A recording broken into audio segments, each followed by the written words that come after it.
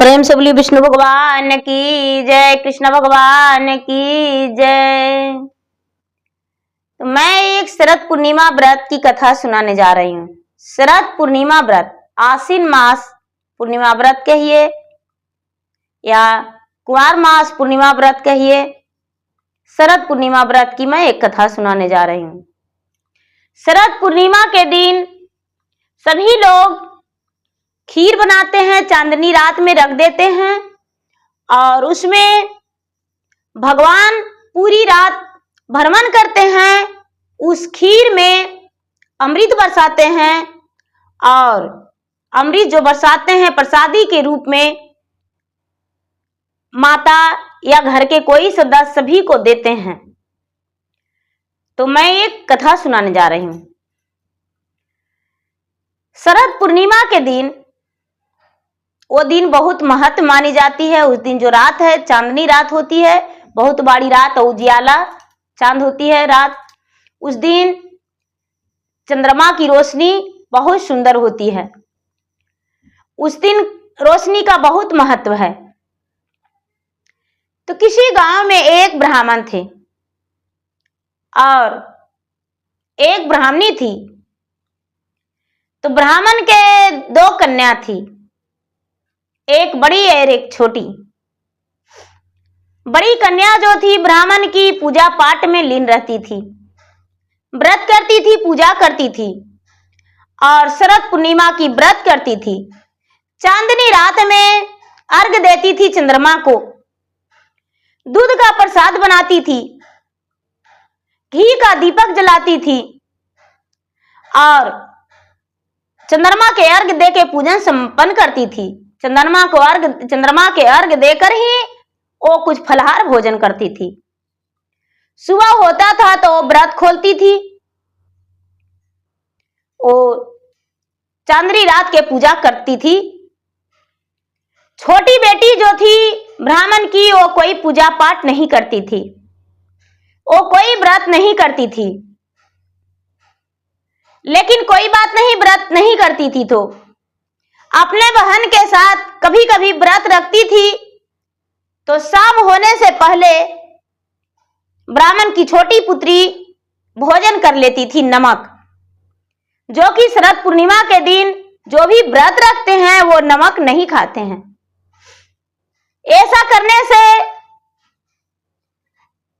उसे बहुत दुख पहुंचा। ब्राह्मण दोनों पुत्री को विवाह कर दिए। दोनों पुत्री अपने अपने ससुराल चली गई। ससुराल जाने के बाद बड़ी पुत्री जो थी ब्राह्मण की बड़ी सुखी जीवन बिता रही थी, अपने ससुराल में बहुत खुश थी। उनको कई बच्चे हो गए थे और जीवित थे। घर में धन धान से भरा हुआ था, कोई प्रकार का कोई उसे कष्ट नहीं था।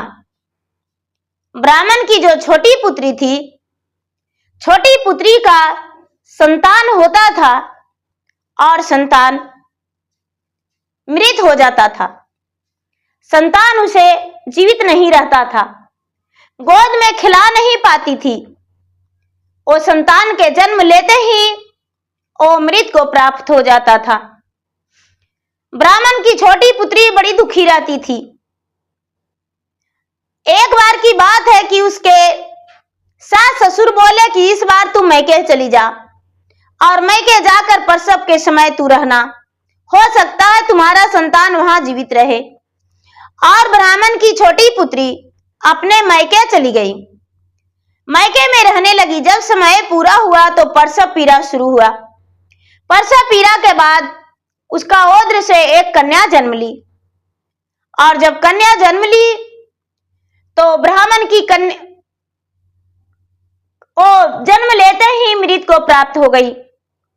ब्राह्मण बड़े दुखी हो गए और उन्हें लगा कि ऐसा क्यों होता है। कुछ दिन के बाद वो ब्राह्मण को दूसरे ब्राह्मण को काशी जी से जाकर ब्राह्मण को बुलाए और कहने लगे, मेरे कन्या के भाग्य में क्या है, मेरे कन्या के भाग्य में देखिए आखिर क्यों ऐसे हो जाता है। जब काशी जी से ब्राह्मण आए तो उसका भाग को देखे, भाग को देखने लगे तो कहने लगे कि हे ब्राह्मण देवता, आपका ही घर में आपकी पत्नी के ओद्र से 2 कन्या जन्म ली है, लेकिन बड़ी कन्या जो है हर व्रत को पूरी की है और छोटी कन्या शरद पूर्णिमा व्रत की अधूरी व्रत रखी थी। इसीलिए उसका जो बच्चा है वो मृत को प्राप्त हो जाता है। यदि व्रत को पूरा कर लेगी तभी उसका बच्चा दीर्घायु होगा। बच्चा व्रत को पूरा नहीं करने से बच्चा उसका अल्पायु हो जाता है। ऐसा करने से उसको बच्चा मर जाता है। वो व्रत करेगी तो अच्छा है। ये बात सुनकर ब्राह्मण जो थे, ब्राह्मण अपनी पुत्रियों को समझाए। पुत्री का बात थोड़ा सा भी समझ में नहीं आया। जब शरद पूर्णिमा का दिन आया, व्रत रखी लेकिन उससे रहा नहीं गया। चांद उगने से पहले और भोजन कर ली। सूरज का तप गर्मी उसे रहा नहीं गया। शीतल का ठंडाई, चंद्रमा का ठंडाई आने से पहले सूरज की तप गर्मियों में भोजन कर ली। और जब भोजन कर ली तो उसका व्रत टूट गया। फिर से वो गर्भवती रही, उसका बच्चा जन्म लिया, लेकिन कुछ दिन जीवित रहा और बच्चा वो मृत को प्राप्त हो गया। बड़ी दुखी हुई और दुखी हो जाने के बाद वो क्या की कि एक लकड़ी का पीढ़ा बनवाई और उस पे अपने बच्चे का लाल कपड़े में लिपट कर और बच्चे को उसी पर सुला दी और सुला के छोड़ दी, उसे लपेट के ढक के। अपने बहन के घर बुलावा दी कि मेरा बहन को बुला लाइए। वो जानती थी ब्राह्मण की छोटी कन्या कि मेरा बहन जो है वो शरद पूर्णिमा व्रत करती है, चांदनी का अर्घ देती है और व्रत अच्छे नियम अनुसार वो पूरा करती है। जब बहन आई तो बहन को बोली कि बहन इस पीढ़े पर बैठ जाओ। बहन जो थी, बहन पीढ़े पर बैठने चली जिस पर मृत बच्चा पड़ा हुआ था।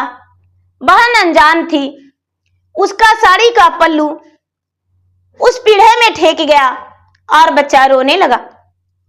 जब बच्चा रोने लगा जीवित होकर, तो बड़ी बहन बोली, अरे बहन तुम्हें समझ में नहीं आता, अपने बच्चा का कलंक मुझ पे देना चाहती थी।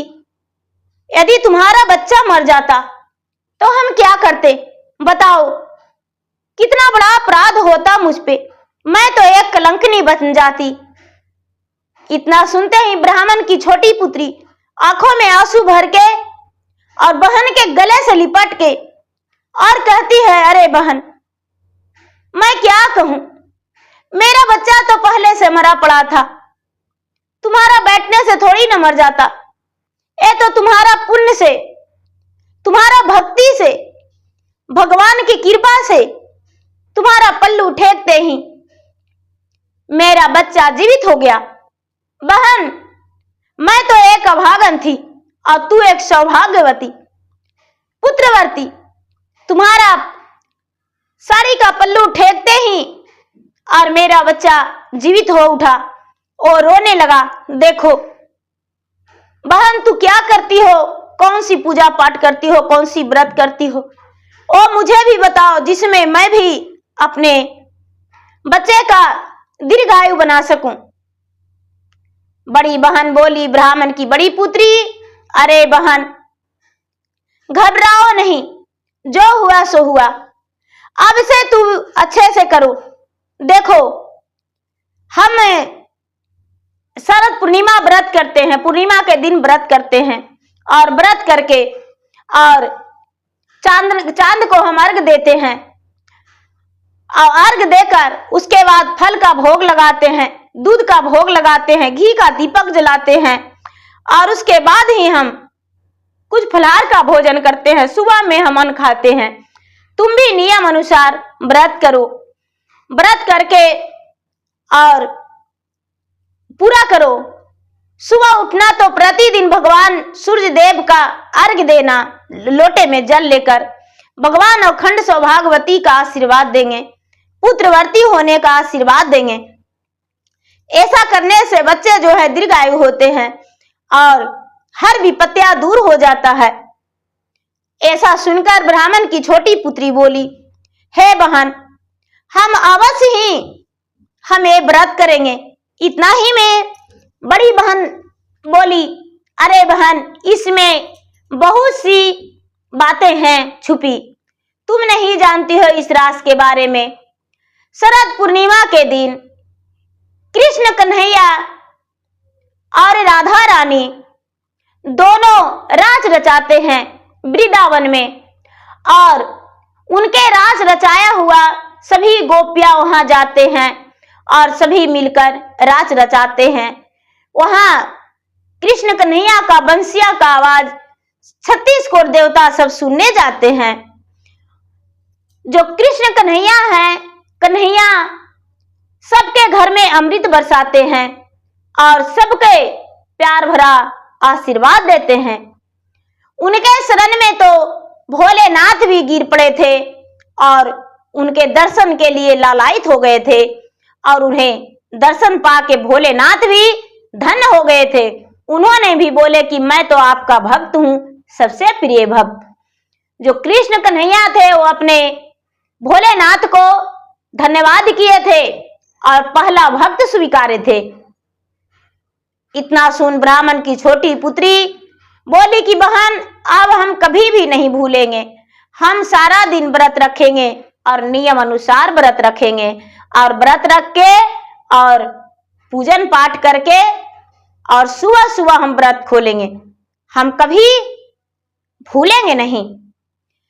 उस समय से ब्राह्मण की छोटी पुत्री भी व्रत रखने लगी और व्रत विधि से करने लगी और पूजा पाठ करके, और सूर्य उगने के बाद ही वो अपना व्रत खोलती थी, अन्न खाती थी, और पूरे गांव में जाकर ढिढोरा पीट दी कि मेरा बहन शरद पूर्णिमा व्रत करती थी, इसीलिए मेरा बच्चा अल्पायु था और मर जाता था, अल्पायु जन्म लेता था, लेकिन मेरे बहन के पुण्य प्रताप से मेरा बच्चा दीर्घायु हो गया और मेरा बच्चा जीवित हो गया, मरा हुआ बच्चा। सब लोग शरद पूर्णिमा के दिन व्रत रखिए और पूजन करिए। बच्चे के जीवित रहने के लिए सभी माताएं अपने बच्चे की दीर्घायु के लिए व्रत रखिए, और सभी लोग व्रत करने लगे। पूरे ये बात तो राजा को भी पता चला, तो रानी भी वहां व्रत करने लगी। तो प्रेम से बोलिए चांदनी माता की जय, कृष्ण भगवान की जय, राधा मैया की जय।